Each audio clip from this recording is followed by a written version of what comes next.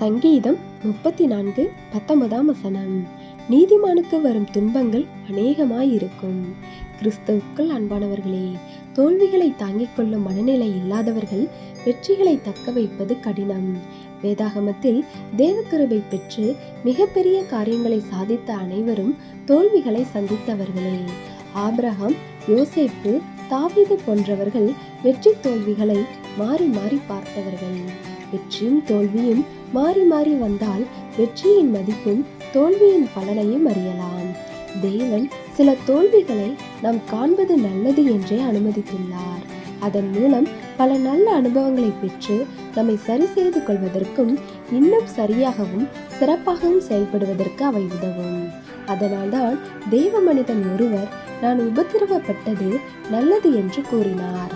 தேவனுடைய கிருபையும் இரக்கமும் நம் அனைவரோடும் இருப்பதாக. ஆமென்.